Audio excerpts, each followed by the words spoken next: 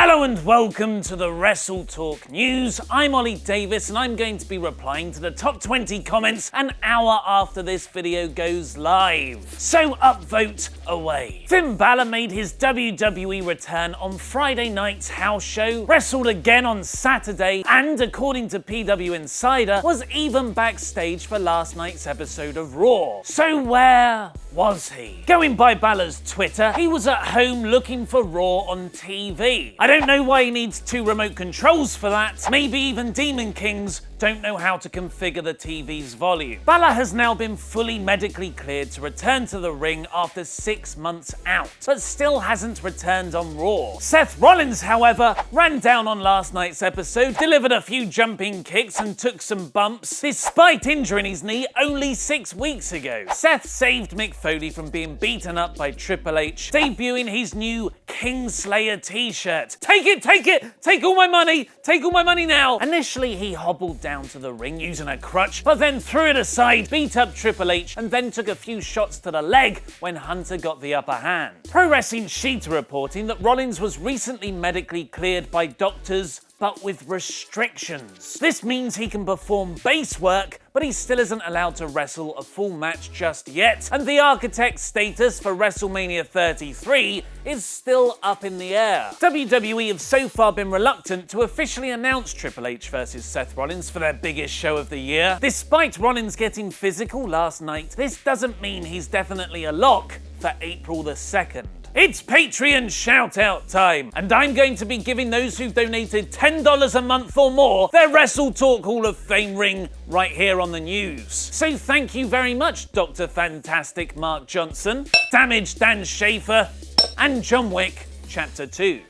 But with Balor and Rollins making their WWE returns, the injury equilibrium has unfortunately restored itself. Pro Wrestling Sheet have revealed that Raw roster member and top 205 Live wrestler Cedric Alexander will be out for the next few months after injuring his right knee. The current estimate for recovery is 3 to 5 months, putting his return in the summer, meaning he'll miss his first WrestleMania. Alexander was part of the excellent #1 Contenders 5-way elimination match on 205 Live last month. This means he won't be around to help steal the show once again in tonight's 5-way elimination #1 Contenders match on 205 Live, this time to face Neville at WrestleMania. If last month's match is anything to go by, go out of your way to watch this one. Verifying reports yesterday that Rusev will be taking time off, WWE officials have now confirmed to F4W Online that the Bulgarian Brute had shoulder surgery last week. This presumably also rules him out of WWE's biggest show of the year. And 2 weeks after Jack Swagger revealed he'd asked for his WWE release, the company website have finally put out their standard copy and paste goodbye. WWE has come to terms on the release of Jack Swagger.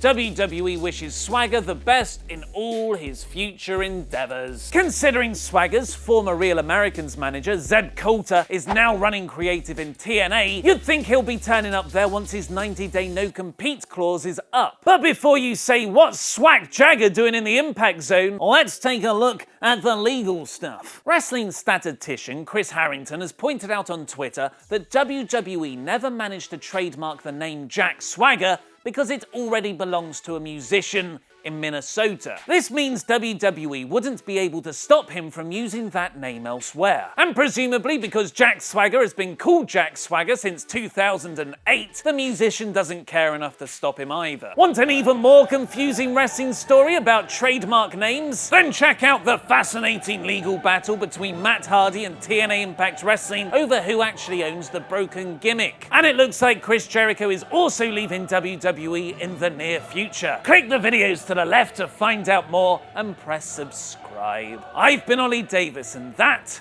was wrestling.